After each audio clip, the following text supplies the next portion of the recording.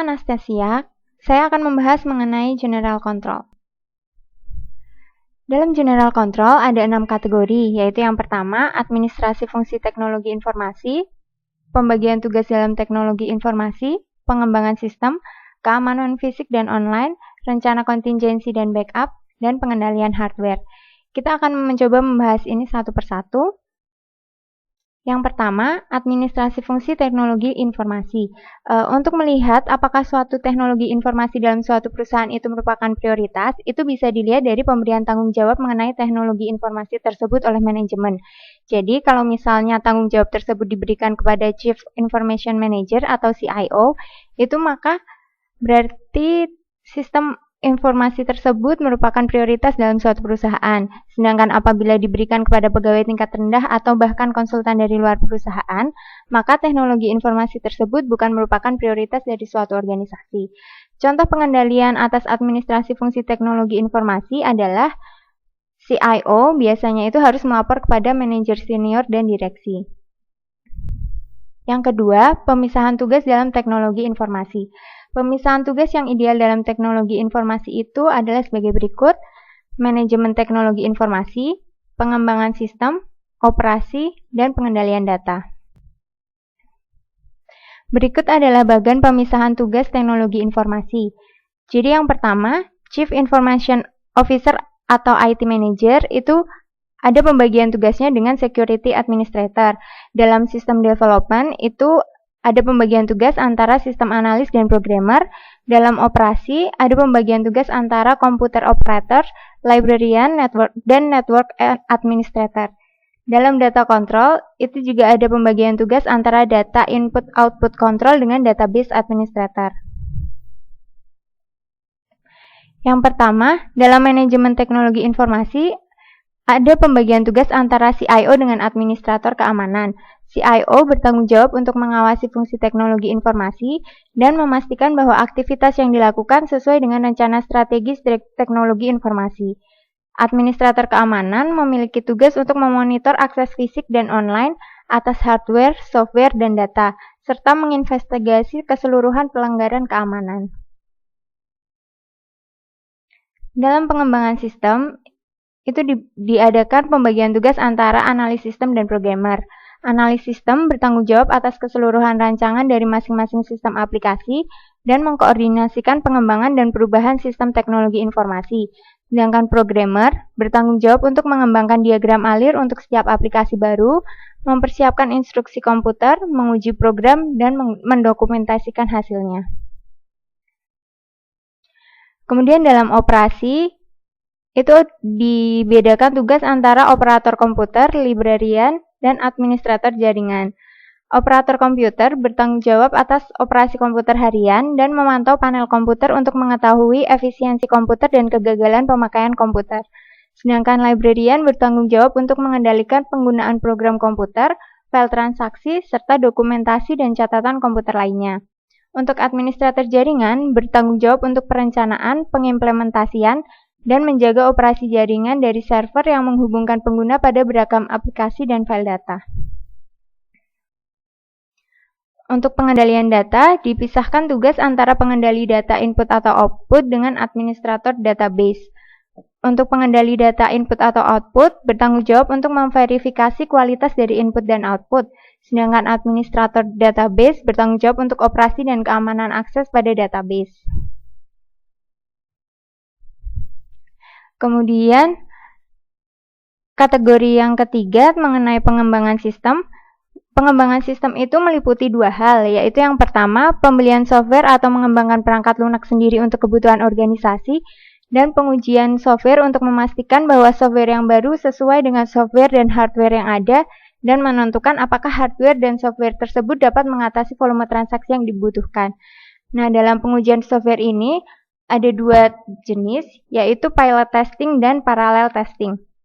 Untuk pilot testing, pendekatan ini dilakukan dengan mengimplementasikan suatu sistem baru pada suatu bagian dari organisasi, sedangkan bagian yang lain masih menggunakan sistem yang lama.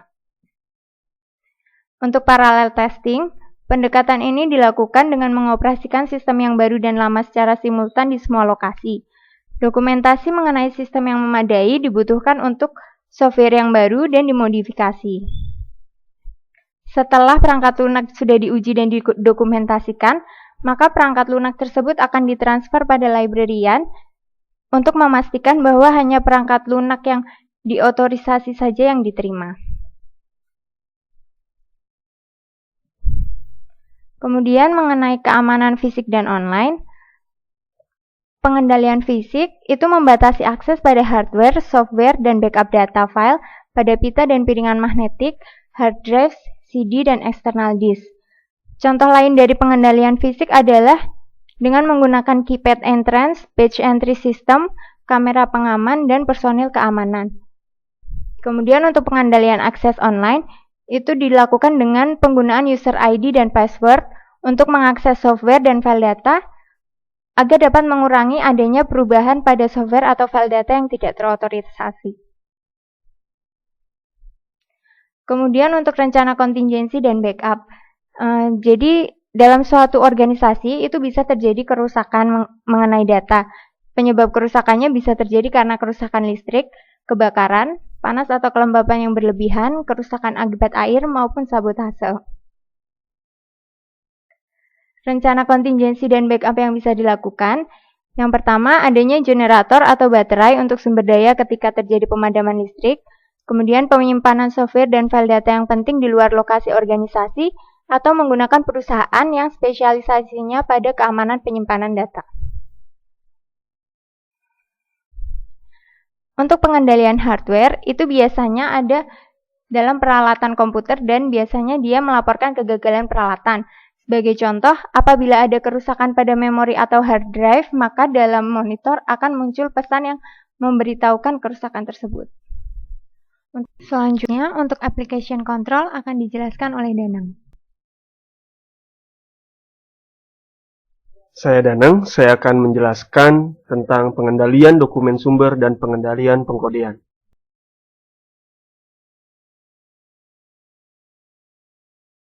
Pengendalian dokumen sumber terdiri dari 3 jenis. Pertama, audit.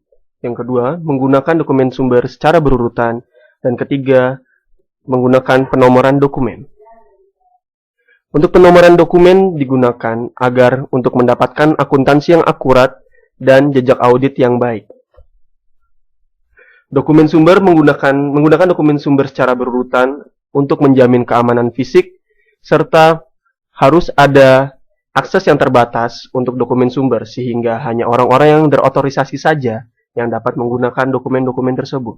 Untuk audit dokumen berkala digunakan dengan membandingkan antara dokumen sumber yang telah digunakan dan dengan dokumen yang belum digunakan. Selanjutnya, pengendalian pengkodean data.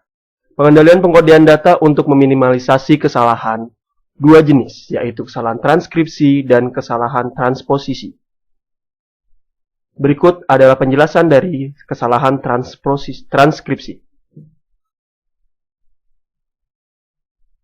Dan berikut adalah penjelasan dari kesalahan transposisi.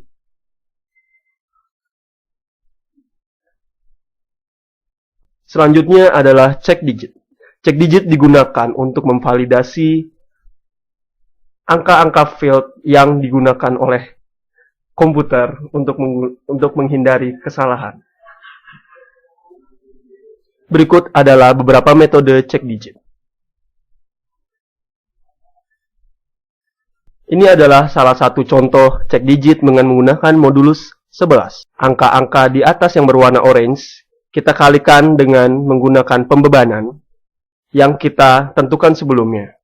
Lalu jumlahnya kita jumlahkan menghasilkan angka 112. 112 akan kita bagi 11, menghasilkan sisa 10 dan ada sisa 2. Angka 2 itu akan kita kurangkan dengan angka modulus tadi, sehingga menghasilkan angka 9. Angka 9 digunakan menjadi digit terakhir dari digit yang akan kita gunakan sebagai field numerik. Berikutnya untuk mengecek dari angka, sebagai contoh 253061189, apakah angka tersebut valid atau tidak, kita menggunakan metode di bawah ini. Kita kalikan angka tersebut dengan pembebanan yang kita tetapkan sebelumnya. Jika hasilnya 121 kita bagi dengan modulus dan tidak ada sisa 0, maka kita tahu bahwa cek digit tersebut valid. Biasanya hal seperti ini digunakan untuk menggunakan cek digit dari nomor kartu kredit, nomor rekening, dan nomor yang lainnya. Berikut telah saya selesaikan penjelasan saya. Selanjutnya akan dijelaskan oleh Saudara Hanif. Saya Hanif. Saya akan menyampaikan tentang pengendalian batch dan pengendalian validasi.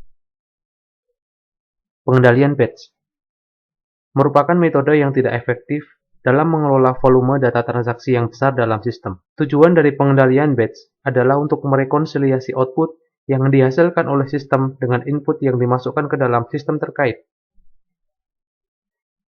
Pengendalian batch memberikan kepastian bahwa yang pertama, semua record dalam batch diproses. Kemudian, tidak ada record yang diproses lebih dari sekali. Dan yang ketiga, adanya jejak audit transaksi mulai dari tahap input, pemrosesan hingga output sistem. Pengendalian batch tidak secara eksklusif merupakan teknik pengendalian input, melainkan berjalan terus-menerus di semua tahapan sistem. Untuk mencapai tujuan dari pengendalian batch, dibutuhkan beberapa kelompok jenis input yang hampir sama atas berbagai transaksi dalam bentuk batch dan kemudian mengendalikan batch tersebut selama pemrosesan data. Digunakan dua dokumen untuk melakukan pekerjaan ini, buah lembar transmisi batch dan daftar pengendali batch. Berikut adalah contoh dari lembar transmisi batch. Lembar transmisi batch berisi informasi yang relevan, seperti nomor batch yang unik, tanggal batch, kode transaksi, jumlah record dalam batch, nilai total uang dalam field keuangan, dan total field non-keuangan yang unik. Diagram berikut ini menjelaskan tentang proses pengendalian batch. Staf administrasi pengendalian data menerima berbagai transaksi dari pengguna yang dibentuk dalam berbagai batch berisi 40 hingga 50 record. Staf administrasi akan memberikan nomor yang unik untuk tiap batch, stempel hari dokumen, serta menghitung ulang angka-angka pengendali batch. Kemudian memasukkan informasi pengendalian batch dalam daftar pengendalian batch, serta menyerahkan berbagai dokumen batch bersama dengan lembar transmisinya ke bagian entry data. Bagian entry data membuat kode dan memasukkan data lembar transmisi ke dalam file transaksi. Bersama dengan berbagai record transaksi batch tersebut, data yang ditransmisikan dapat ditambahkan sebagai record tambahan dalam file terkait atau dimasukkan ke dalam label penelurusan internal file terkait. Selanjutnya, total lain-lain atau hash total merupakan teknik pengendalian sederhana yang menggunakan data non-keuangan untuk menelusuri berbagai record dalam sebuah batch. Field kunci apapun, seperti nomor akun pelanggan, nomor pesanan pembelian, atau nomor barang persediaan, dapat digunakan untuk menghitung total lain-lain. Kemudian, di bagian yang kedua, kita akan membahas tentang pengendalian validasi. Pengendalian validasi ditujukan untuk mendeteksi berbagai kesalahan dalam data transaksi sebelum data tersebut diproses. Prosedur validasi akan sangat efektif jika dilakukan sedekat mungkin dengan sumber transaksinya. Akan tetapi, tergantung dari jenis CBIS yang digunakan. Validasi input dapat terjadi pada berbagai titik dalam sistem. Terdapat 3 tingkat pengendalian validasi input. Untuk interogasi fail, melibatkan berbagai prosedur terprogram yang mempelajari berbagai karakteristik data dalam field terkait. Sedangkan interogasi record memvalidasi seluruh record dengan cara memeriksa hubungan antar nilai dalam semua field. Untuk interogasi file, berfungsi untuk memastikan bahwa file yang benar sedang diproses oleh sistem terkait. Jenis dari interogasi field. Missing data check digunakan untuk mempelajari isu dari suatu field untuk melihat keberadaan isian yang kosong. Ketika program validasi mendeteksi adanya bagian yang kosong, sementara seharusnya terdapat nilai data di dalamnya, maka kondisi ini akan diartikan sebagai suatu kesalahan. Kemudian, numeric alphabetic data check menentukan apakah bentuk data yang benar dimasukkan dalam suatu field. Contohnya, saldo akun pelanggan seharusnya tidak berisi data dalam bentuk huruf. Kemudian, zero value check digunakan untuk memverifikasi bahwa field tertentu diisi dengan angka 0. Pengendalian ini dapat memicu suatu pengendalian perbaikan otomatis untuk menggantikan isi dari field terkait dengan 0 jika sistem mendeteksi nilai selain 0. Limit check menentukan apakah nilai dalam field melebihi batas yang diizinkan. Range check menetapkan batas atas dan bawah yang dapat diterima sebagai nilai data. Yang terakhir yaitu validity check, membandingkan nilai sesungguhnya suatu field dengan nilai yang dapat diterima dan ditetapkan sebelumnya. Pengendalian ini digunakan untuk memverifikasi berbagai hal seperti kode transaksi, singkatan negara bagian, atau kode bidang keahlian karyawan. Kemudian, jenis untuk pemeriksaan record, reasonableness check, menentukan apakah suatu nilai dalam sebuah field yang telah melewati pemeriksaan batas dan pemeriksaan kisaran masuk akal ketika diperiksa bersama dengan berbagai field data lainnya dalam record. Yang kedua, sign check, adalah uji yang dilakukan untuk melihat apakah tanda dalam suatu field sudah benar untuk jenis rekor yang diproses.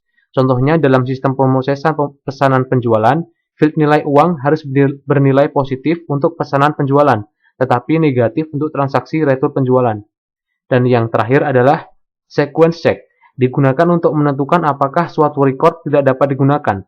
Dalam sistem batch yang menggunakan file master berurutan, berbagai file transaksi yang sedang diproses harus diurut dalam urutan yang sama dengan kunci utama dari file masternya. Dan di bagian terakhir adalah pemeriksaan file. Internal label check memverifikasi bahwa file yang diproses adalah file yang benar-benar dikoneksi oleh program terkait. Berbagai file yang disimpan dalam pita magnetis biasanya disimpan secara offline dalam perpustakaan pita. Berbagai file ini memiliki label eksternal untuk identifikasi berdasarkan nama dan nomor seri oleh pustakawan pita dan operatornya. Kemudian, version check digunakan untuk memverifikasi bahwa versi file yang diproses sudah benar. Yang ketiga adalah expiration date check, mencegah suatu file dihapus sebelum masa kadaluarsanya. Demikian dari saya, akan diteruskan oleh saudari Mia. Saya Mia, selanjutnya kita akan membahas pengendalian input yang berikutnya. Baik. Pengendalian input yang berikutnya yaitu perbaikan kesalahan input atau input error correction. Terdapat 3 macam input error correction, yaitu yang pertama yaitu memperbaiki segera, yang kedua membuat file kesalahan, dan yang ketiga yaitu menolak batch terkait. Kita bahas satu-satu. Yang pertama yaitu memperbaiki segera atau correct immediately. Jika sistem menggunakan pendekatan validasi data langsung, deteksi kesalahan dan perbaikannya juga dapat terjadi selama pelaksanaan entry data. Jadi, setelah adanya deteksi kesalahan ketik atau hubungan yang tidak logis, sistem seharusnya menghentikan prosedur entry data sampai pengguna memperbaiki kesalahan tersebut. Berikutnya yaitu membuat file kesalahan atau create an error file. Jika yang digunakan adalah penundaan validasi, seperti yang ada di dalam sistem batch dengan file berurutan, tiap kesalahan harus ditandai untuk mencegah file tersebut diproses.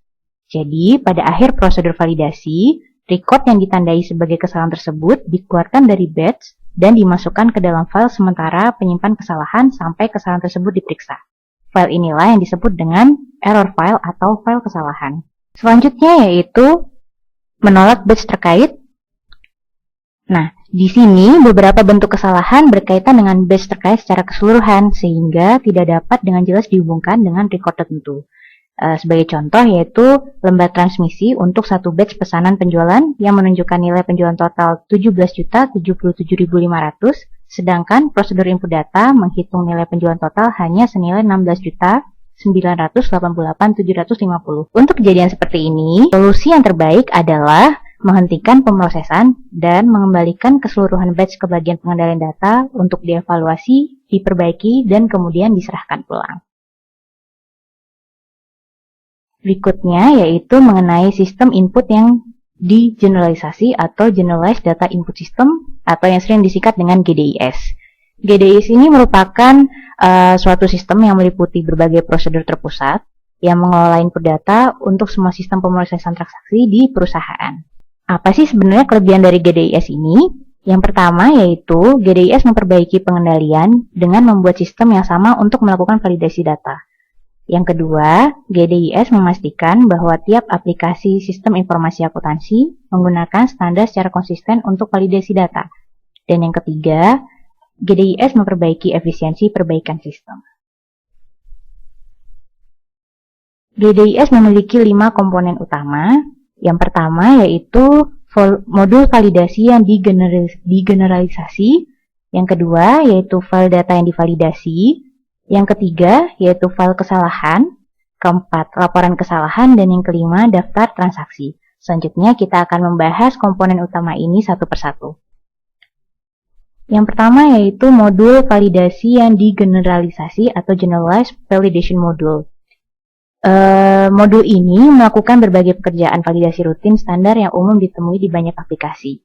Jadi rutinitas ini disesuaikan dengan kebutuhan tiap aplikasi melalui berbagai parameter yang menspesifikasikan berbagai persyaratan khusus program terkait. Contohnya yaitu untuk pemeriksaan kisaran untuk field tarif per jam atas berbagai rekod penggajian.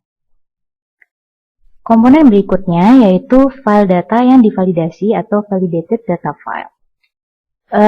Jadi file ini, data input yang divalidasi oleh GVM yang sebelumnya sudah kita bahas, disimpan dalam sebuah file data yang divalidasi. File ini adalah file sementara yang menyimpan file dan di mana berbagai transaksi yang divalidasi akan mengalir ke berbagai aplikasi yang terkait. Selanjutnya yaitu error file atau file kesalahan. File error ini memainkan peran yang sama dengan file kesalahan yang sebelumnya sudah kita bahas. Jadi berbagai record kesalahan yang terdeteksi selama validasi akan disimpan dalam file ini, kemudian akan diperbaiki dan diserahkan ulang ke Generalized Validation Module. Selanjutnya yaitu laporan kesalahan atau error report. Nah, di sini laporan kesalahan yang sudah terstandardisasi didistribusikan ke para pengguna untuk dapat memfasilitasi perbaikan kesalahan. Contohnya seperti yang sudah disebutkan tadi yaitu field tarif per jam. Dalam rekod penggajian yang tidak lulus pada pemeriksaan kisaran, maka laporan kesalahan ini akan menyajikan isi dari rekod yang salah bersama dengan batas kisaran yang dapat diterima yang berasal dari parameternya. Untuk komponen utama GDIS yang terakhir yaitu daftar transaksi. Ini merupakan rekod permanen dari semua transaksi yang divalidasi. Jika suatu transaksi mengalami pengujian validasi tambahan dalam tahap pemrosesan yang bisa mengakibatkan penolakan, maka transaksi tersebut akan harus dimasukkan ke daftar transaksi setelah benar-benar dapat divalidasi. Demikian pengendalian input. Selanjutnya akan dilanjutkan oleh Sita dengan pengendalian pemrosesan. Nama saya Sita, kali ini kita akan membahas mengenai pengendalian pemrosesan.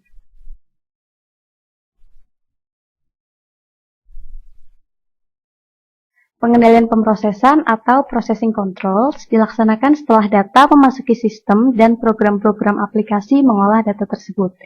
Nah, mengapa perlu ada pengendalian pemrosesan? Yang pertama yaitu agar supaya transaksi diolah sebagaimana mestinya oleh komputer. Yang kedua, transaksi tidak hilang, ditambah, digandakan, atau diubah dengan tidak semestinya. Yang ketiga yaitu agar transaksi yang keliru ditolak, dikoreksi, dan jika perlu dimasukkan kembali secara tepat waktu oleh komputer.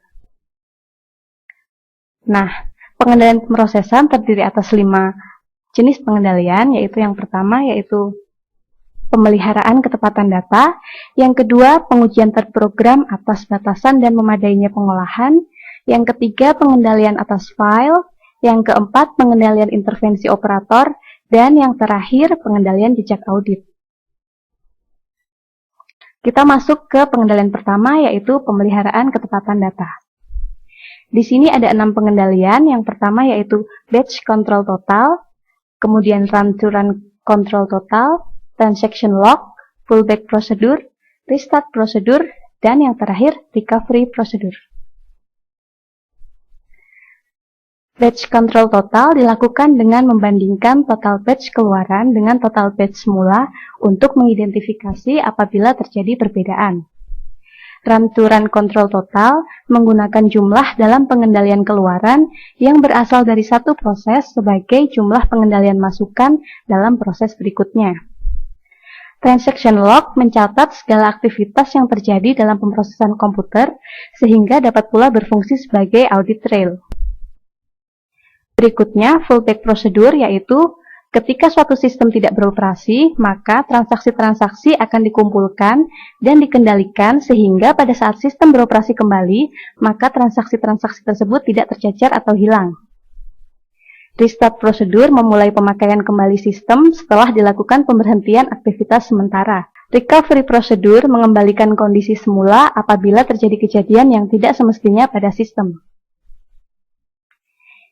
Di sini ada penjelasan lebih lanjut mengenai pengendalian run to run. Terdapat 3 contoh dari pengendalian run to run. Yang pertama yaitu perhitungan ulang total pengendali, kemudian kode transaksi, dan yang terakhir yaitu pemeriksaan urutan. Ini adalah ilustrasi mengenai run-to-run control. Perhitungan ulang total pengendali. Setelah setiap run atau pemrosesan, maka field nilai uang, total lain-lain, dan perhitungan record akan diakumulasi serta dibandingkan dengan berbagai nilai pembandingnya yang disimpan dalam record pengendali. Jika suatu record dari batch terkait ternyata hilang, tidak terproses, atau justru diproses lebih dari 1 kali, maka hal ini akan terdeteksi melalui perbedaan antara berbagai angka ini. Kode transaksi setiap record dalam batch terkait dibandingkan dengan kode transaksi yang terdapat dalam record pengendalinya. Berikutnya, pemeriksaan urutan atau sequence check. Jadi, ketika suatu batch terkait berpindah dari satu pemrosesan ke pemrosesan yang lain, maka batch tersebut harus diurutkan kembali sesuai dengan urutan file masternya yang digunakan dalam setiap run atau pemrosesan. Pengendalian pemeriksaan urutan atau sequence check membandingkan berbagai urutan dari setiap record dalam batch terkait dengan record sebelumnya untuk memastikan bahwa terjadi pengurutan yang benar. Berikutnya kita beralih ke pengujian terprogram atas batasan dan memadainya pengolahan. Terdapat 3 jenis pengendalian di sini, yaitu zero balancing check, cross-footing check, dan overflow check. Zero balancing check merupakan pengendalian yang dilakukan untuk membuktikan bahwa 2 jumlah dalam pembukuan yang dilakukan mempunyai angka yang sama, sehingga apabila kedua jumlah tersebut dikurangkan akan menghasilkan angka 0. Contohnya yaitu prosedur debit kredit saat kita menginput transaksi, serta jumlah header dan rincian dalam neraca. Berikutnya cross-footing check digunakan untuk meyakini apakah penjumlahan ke bawah atau footing telah dilakukan dengan benar. Jumlah seluruh hasil penjumlahan ke samping seharusnya sama dengan jumlah seluruh hasil penjumlahan ke bawah. Kemudian overflow check digunakan untuk menentukan apakah besarnya hasil pemrosesan melebihi besarnya register yang dialokasikan untuk menyimpannya. Berikutnya adalah pengendalian atas file. Contoh-contohnya yaitu yang pertama penggunaan label eksternal untuk memudahkan pengguna dalam mengadministrasikan file. Contoh kedua yaitu penggunaan label internal yang hanya dapat dibaca oleh komputer dengan program atau aplikasi khusus. Contoh terakhir yaitu teknik rekonsiliasi untuk menyamakan jumlah record pada permulaan file data dengan perubahan-perubahan yang telah dilakukan. Berikutnya mengenai pengendalian atas intervensi operator. Jadi, untuk melakukan berbagai tindakan tertentu, kadang-kadang terdapat intervensi dari operator yang dapat meningkatkan potensi terjadinya human error. Sistem yang membatasi intervensi operator melalui pengendalian intervensi akan lebih sedikit untuk kemungkinannya menimbulkan kesalahan pemrosesan. Pengendalian yang terakhir yaitu pengendalian jejak audit. Mengapa diperlukan pengendalian jejak audit? Dalam suatu sistem akuntansi, setiap transaksi harus dapat ditelusuri melalui tiap tahap pemrosesan dari sumber ekonominya hingga ke penyajiannya dalam laporan keuangan. Jejak audit dapat saja terfragmentasi dan sulit untuk diikuti. Oleh karena itu, sangat penting bahwa setiap operasi utama yang diterapkan untuk suatu transaksi didokumentasikan secara menyeluruh. Terdapat beberapa contoh dari pengendalian jejak audit. Yang pertama yaitu daftar transaksi, kemudian daftar transaksi otomatis, pencatatan transaksi otomatis, pengidentifikasi transaksi khusus, dan daftar kesalahan. Daftar transaksi yaitu setiap transaksi yang berhasil diproses oleh sistem terkait seharusnya dicatat dalam suatu daftar transaksi yang berfungsi sebagai jurnal. Daftar transaksi otomatis.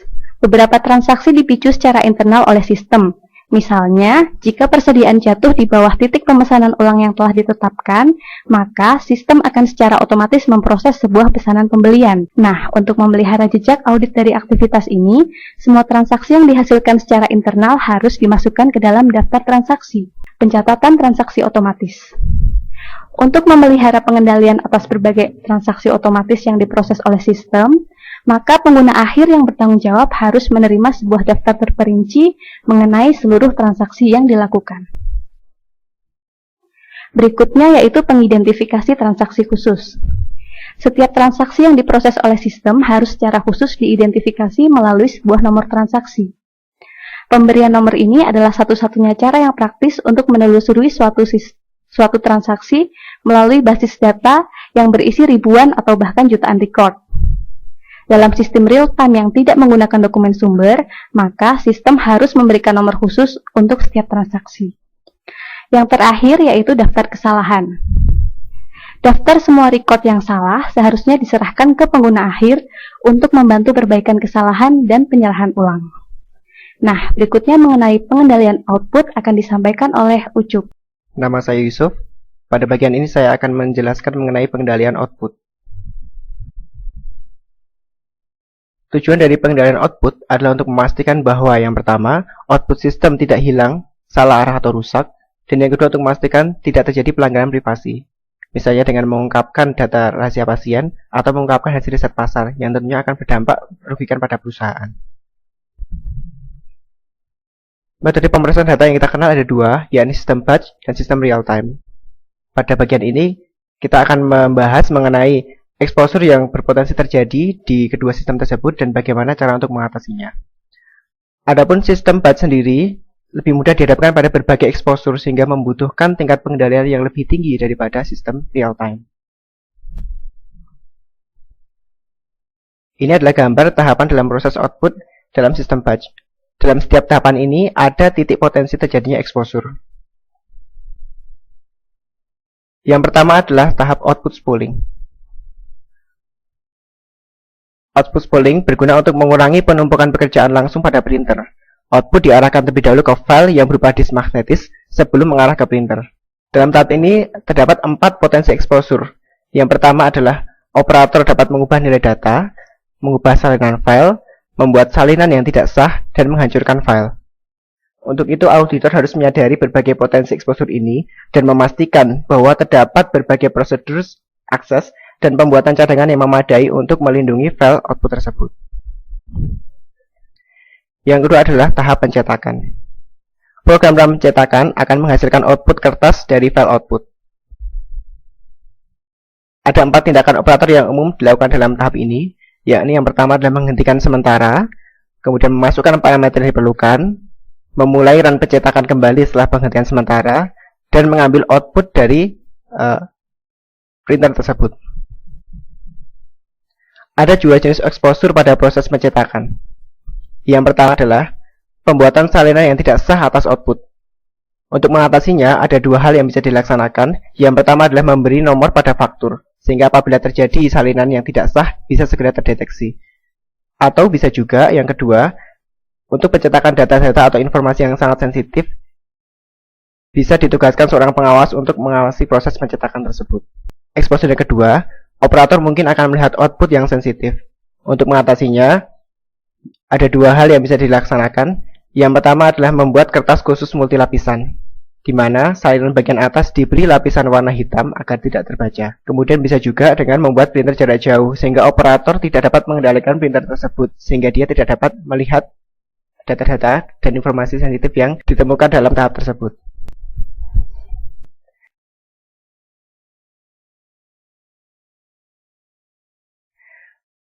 Tahap yang selanjutnya adalah tahap pemilahan. Ada 3 exposure pada proses pemilahan ini, yakni staf administrasi dapat membuat salinan yang tidak sah, mengambil selembar laporan, atau membaca informasi yang sensitif.